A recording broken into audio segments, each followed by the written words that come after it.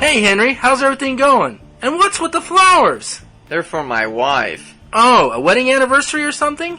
To tell the truth, it couldn't be worse. Oh. You see, I have to pick up my wife from the airport this evening, but while she was gone, there were a few minor mishaps. Oh, really? What happened? Well, I had some of the guys over Friday night to watch a basketball game on TV, but one of them got all excited and started horsing around, waving his arms, and he accidentally knocked over my wife's 250-year-old Chinese porcelain vase given to her by her grandmother, and it broke beyond repair. Man, have you tried super glue? Yep, but she would be able to tell in a second I was trying to pull something over her eyes. Oh wow, you're in hot water now. If it had only been that. Oh, there's more? Yeah, you see, the water from the vase spilled all over the manuscript of a book my wife has been writing for the past 2 years and blurred the ink over many of the pages. Oh no. And so one of the guys had the bright idea of drying the pages by the fire while we watched the rest of the game, but a spark from the fire must have blown out and burned the manuscript to a crisp. But what about electronic file copy? Had one, didn't she? Well, actually, her computer crashed the day before while I was playing some computer games, and I haven't been able to get it to work since. Man, are you in trouble now? I know. You're going to have a hard time digging yourself out of this one. Yeah. Oh, so I get it now. You're buying the flowers for her as a part of some kind of peace offering, right? No, not at all. They're for my funeral.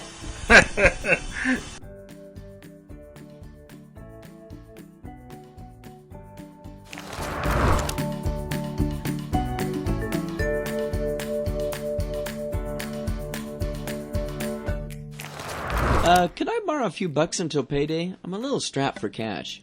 Yeah, I guess. But I'm pinching pennies myself, and you still owe me $20 from last week. And Mom and your friend Ron said that you borrowed money from them this past week. Oh, yeah. And how are things going anyway? Well, not very well. To be honest, I'm really in a hole, and I can't seem to make ends meet these days. What do you mean? I thought you'd landed a great job recently, so you must be loaded.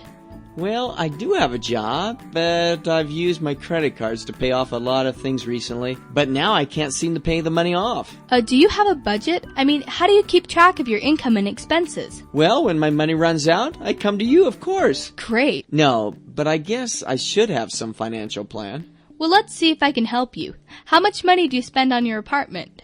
I pay $890 on rent for the studio apartment downtown, not including utilities and cable TV, but the place has an awesome view of the city. $890? Why are you paying through the nose for such a small place when you could find a cheaper one somewhere outside of the downtown area? Yeah, I guess. Okay, how much money do you spend on food a month? Well, I'm not really sure. I think I spend about $600. $600? Well, I go out to eat at least 4 times a week, so the expenses add up. I just don't enjoy eating alone, and I don't have a knack for cooking like you do. Well, I can understand that, but perhaps you ought to buy some microwavable meals you could just prepare at home. Well, I guess I could. And entertainment? Well, I spend a few dollars here and there on basketball and movie tickets, a concert or two, and ballroom dance lessons.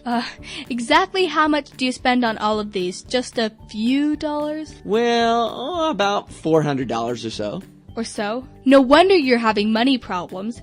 You just can't blow your money on things like that. And what about transportation? Well, I commute to work every day in my new sports car, but I got a great deal and my monthly payments are only $450 a month. Come outside and take a look. We can go for a spin. No, I've heard enough. You've got to curb your spending or you'll end up broke. I suggest you get rid of your credit cards, cut back on your entertainment expenses, and sell your car. Take public transportation from now on. Sell my car? I can't date without a car. What am I gonna say? Could you meet me downtown at the bus stop at 7? Come on! And you need to create a budget for yourself and stick to it.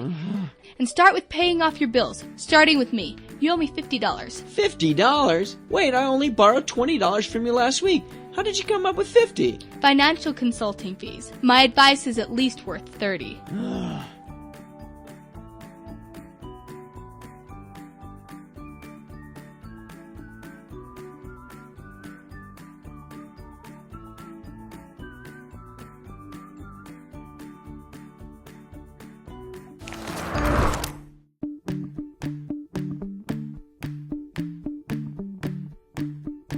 Tim, Tim. So are you doing some last-minute shopping before the weekend? Well, actually, I'm looking for supplies to put together 72-hour kits for each member of my family. 72-hour kit? What's that? Basically, a 72-hour kit contains emergency supplies you would need to sustain yourself for 3 days in case of emergency, like an earthquake. An earthquake? We haven't had an earthquake in years. Well, you never know. You have to be prepared. Hey, if earthquakes don't get you, it could be a flood, hurricane, snowstorm, power outage, fire, alien attack. Alien attack? Well, you never know. Think of any situation in which you might find yourself without the basic necessities of life, including shelter, food, water, for over a period of time. So what do you keep in a 72-hour kit? Well, you should have enough food and water to last you 3 days. And you might want to pack a basic water filter or water purification tablets in case your only water source turns out to be a murky pool of bug-infested water. Ugh. Hey, sometimes you don't have a choice. And as for food, you should keep it simple. Food that requires no preparation and that doesn't spoil, and no canned goods because they are often too heavy and bulky. Okay, that makes sense. And unless you have a can opener or the can has a pull tab lid, you'll have to use a rock or something to open them. Instant mashed green beans. Yeah, and energy bars, beef jerky, and a mix of nuts, raisins, and chocolate are possibilities. Well, food might be nasty, but I guess you could survive. Barely. Well, the food doesn't have to taste bad. Just select things that are easy to prepare. And you might want to include some basic comfort foods, like a couple of candy bars. Then you have to decide on the type of shelter you might need. A hotel sounds nice. Yeah, but that's really not an option. The reality is that you might have to evacuate to a shelter, possibly with hundreds or thousands of other people. That doesn't sound very fun. Everyone packed together like sardines in a can, unsanitary conditions, disease. Now you're sounding paranoid. But if a shelter isn't available, you might be completely on your own. So I always pack an emergency sleeping bag or a small, lightweight tent in the event I have to survive on the street or in a park. Oh, wow. And among other things, you should pack a flashlight, portable radio, extra batteries, a small first aid kit, personal items like a toothbrush or toothpaste. Having a change of clothing is also important. What about money? I have a credit card. Right, like that's going to help you when the power is out. You'd better be prepared with coins and cash, and having small bills is a must. So, what do you do to communicate with other family members in case you get separated? Oh, in that case, I always pack two-way radios to communicate with the group. You can never depend on cell phones. Okay. Plus, you should decide on a meeting point in case your family gets separated. Well, that sounds like a detailed plan, definitely. Oh, that's not all. You never know what weather conditions you might encounter, so packing a rain poncho, a jacket, and something to start a fire with could be very useful.